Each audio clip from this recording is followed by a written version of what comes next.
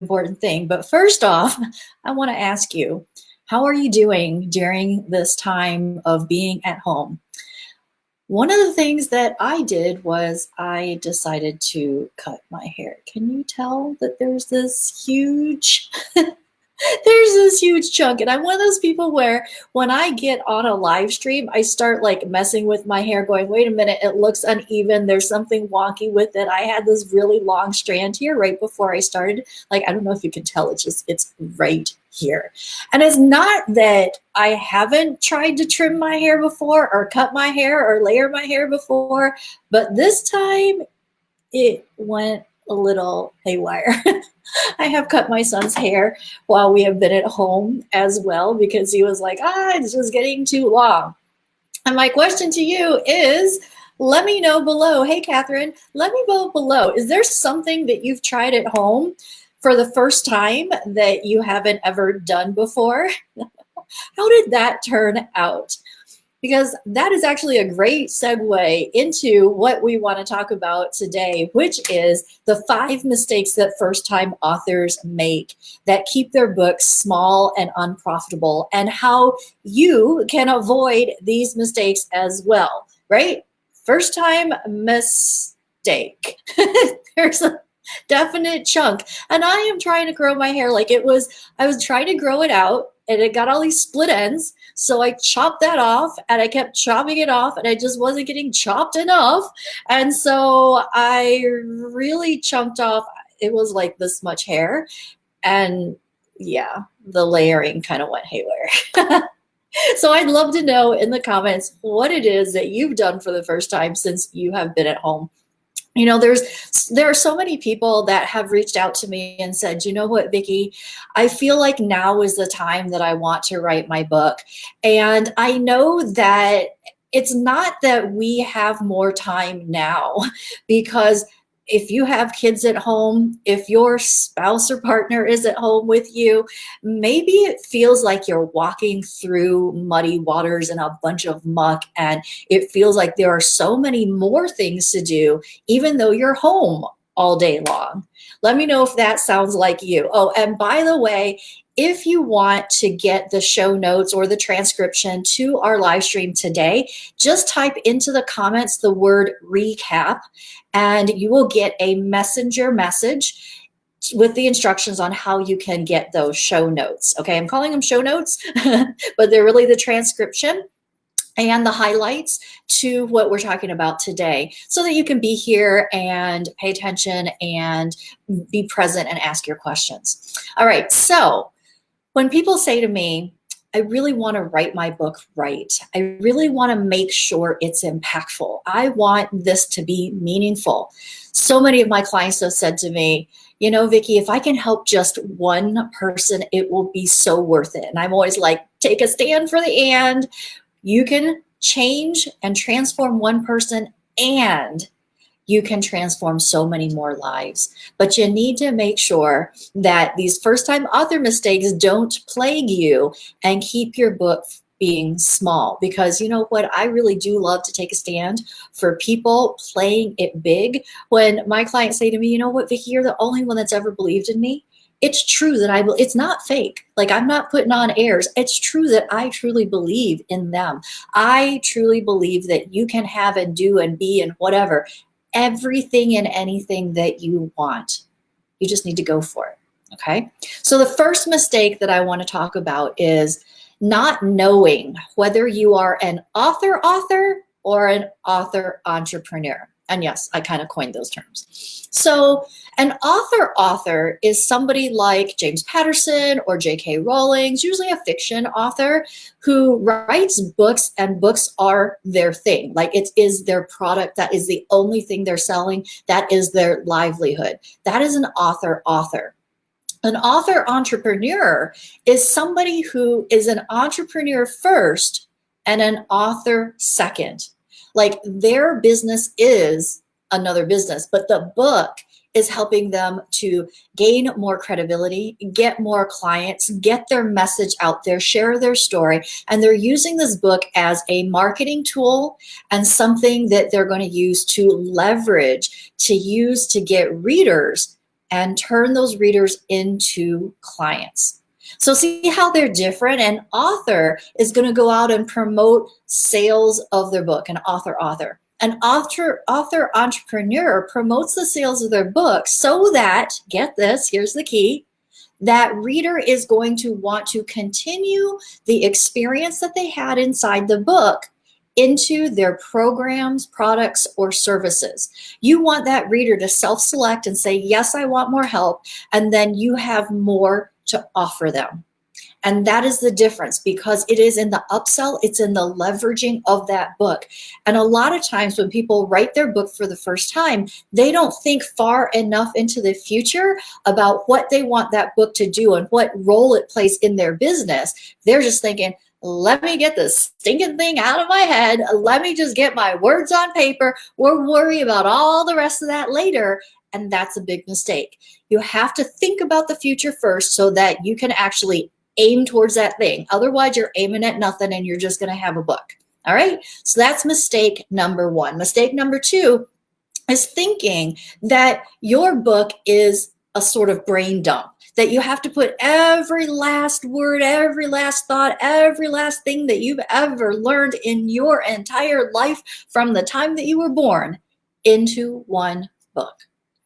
I even had somebody say to me at one time, I am going to wait another year to write my book because I know that I'm going to have more experiences in the next year that I'm going to want to write about, that I'm going to learn more stuff. And so I'm going to wait until I learn more stuff to write my book.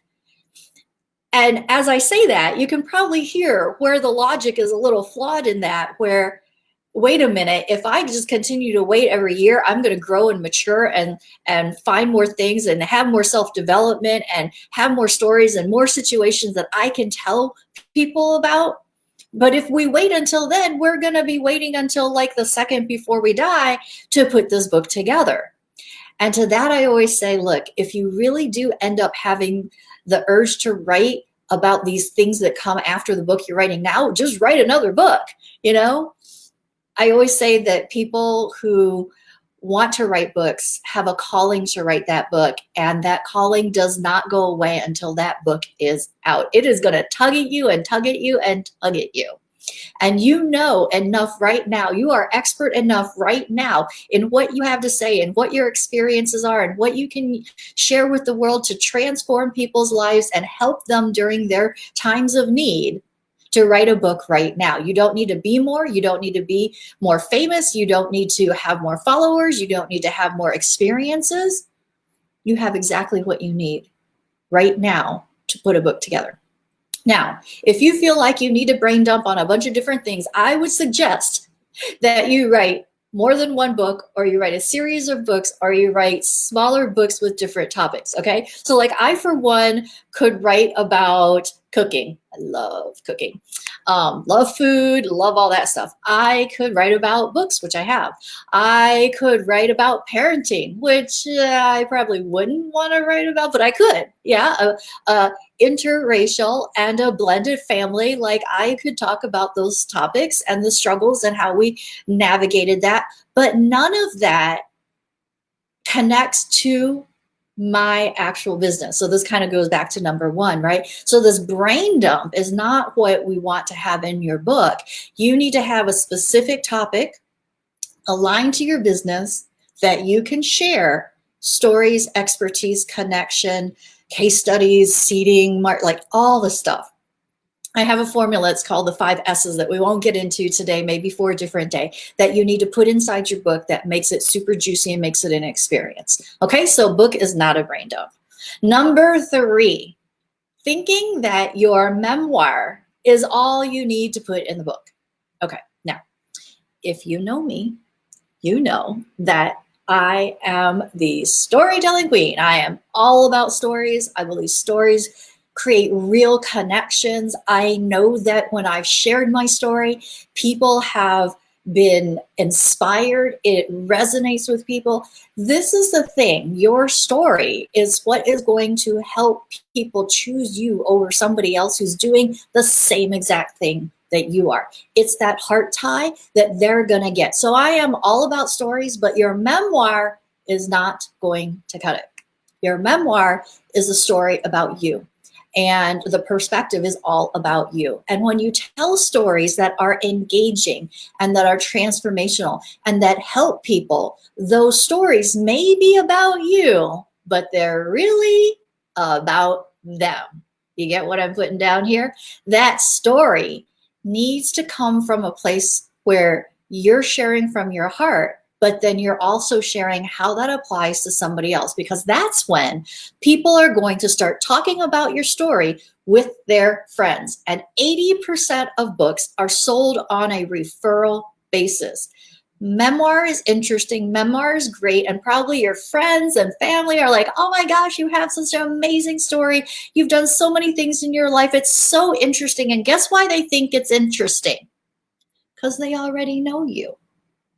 People who don't know you are not gonna think it's as interesting until you apply that story to how it helps them in their life. Okay? All right, that was number 3. Number 4, right? Not promoting your book while you're writing it.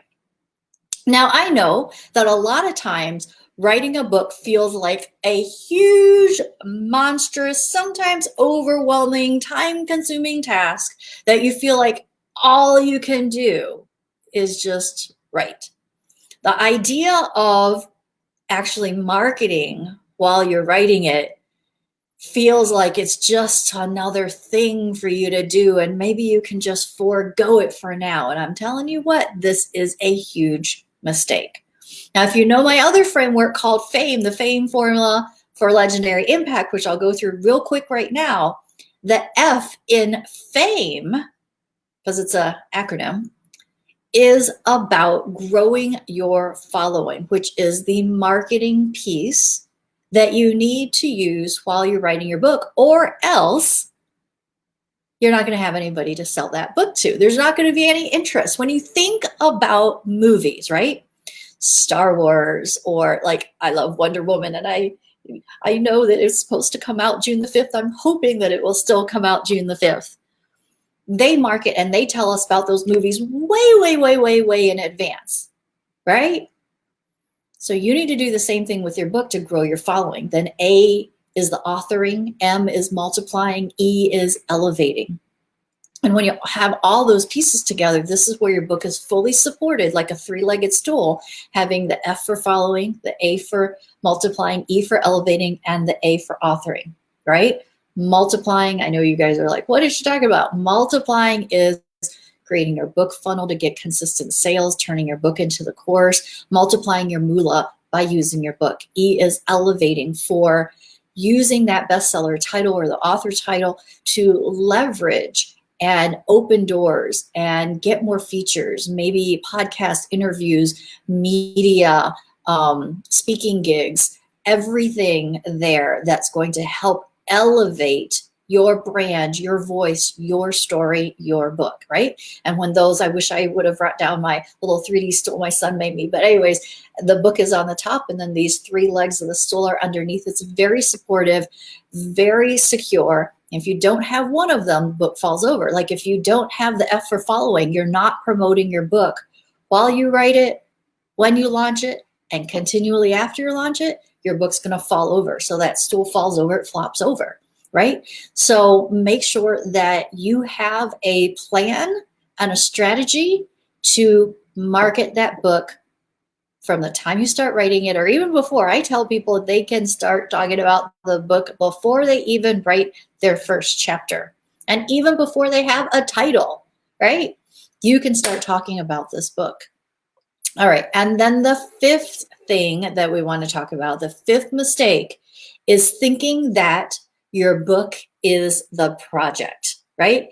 Just like I was talking about that FAME formula for legendary impact, right? FAME, the A for the book is only 1 out of 4 pieces.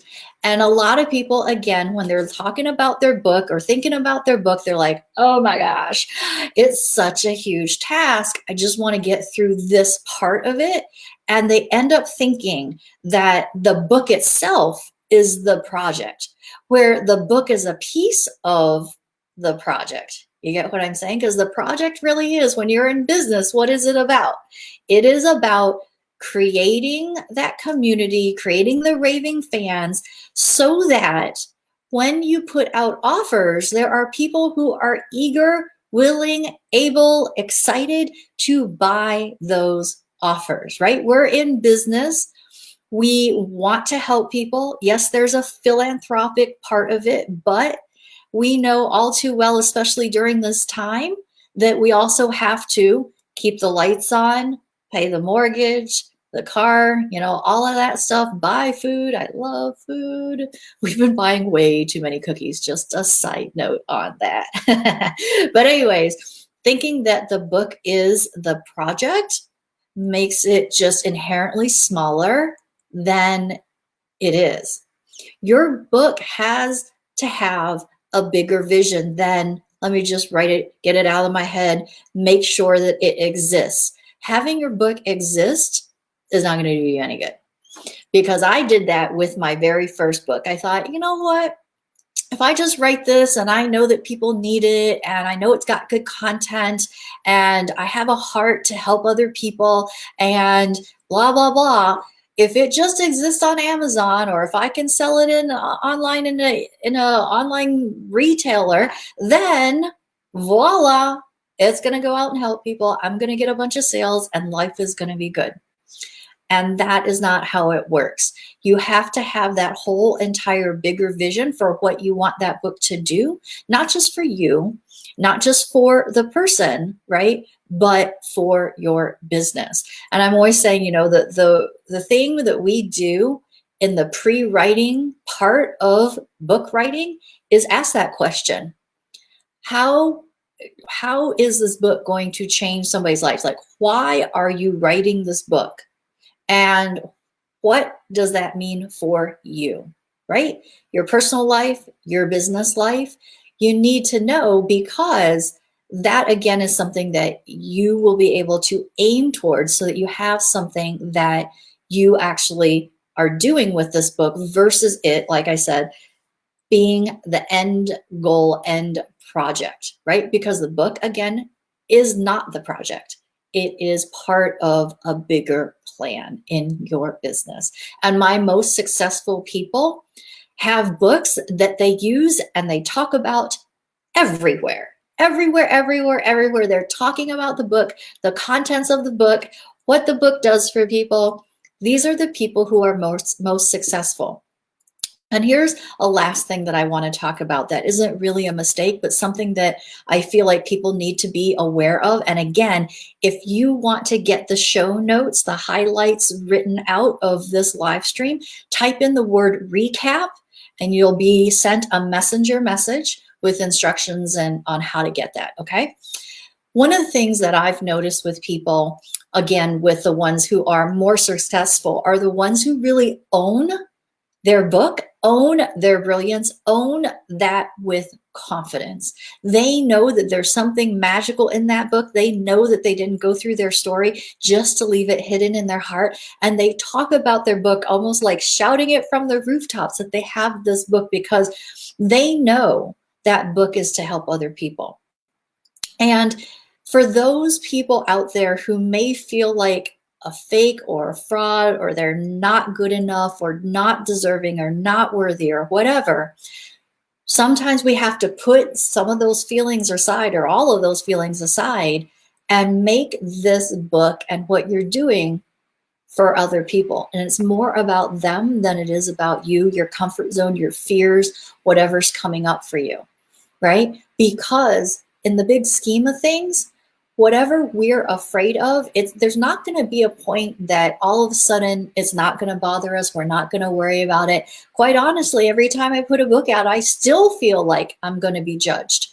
And I am judged. Like, that is just the way life goes, right? So you're never going to feel like oh, that's all going to go away, or I'm going to wait until I feel more confidence and confidence just come fall into my lap. That doesn't happen. You gain the confidence, you gain those skills, you gain the, I'm going to say unfakeness, by actually doing, right? A book is never going to solve that problem. You have to work on that behind the scenes stuff, because if you don't, when you get the book out, you're not going to feel like talking about it. I had a client that said, it kind of feels like bragging to talk about my book being a bestseller. This particular person never finished her book. And that was because, oh, well, she might say it was a few other things, but one of the contributing factors, I truly believe, is that she felt like it was not humble to just state the fact that she was a bestseller. Like, it's a fact. Just like if you were in school and you were the valedictorian or the salutatorian, that is just a fact of what happened when you graduated. Now, I suppose, yes, you can be cocky about it, but when you share with people that your book is a bestseller, like, it's a fact that you got that there, right? So own it, be proud of it, talk about your book, and that is what is going to create the juicy magic inside the book, is when you write that book, because you know that it's more about helping the other people, those people all the way around the world that you can, versus doing it for your own ego, to elevate yourself or whatever. Granted, those things are going to happen when you get it out, but it's not about that, right? All right. So again, if you want the notes on this live stream, type in the word recap below. And even if you're watching the replay, it'll still work. You'll get a messenger message about how you can get those notes. All right. And I would love to hear from you. What was your biggest takeaway? Are you using this time to write, journal, whatever? So many people are saying they're getting back into some of these things that they didn't do before. I'd love to hear from you and hear how you're using your time, what's going on for you, and just how you are. All right. And I hope this was helpful for you. Let me know your takeaways below as well. I'll talk to you soon. All right. Bye.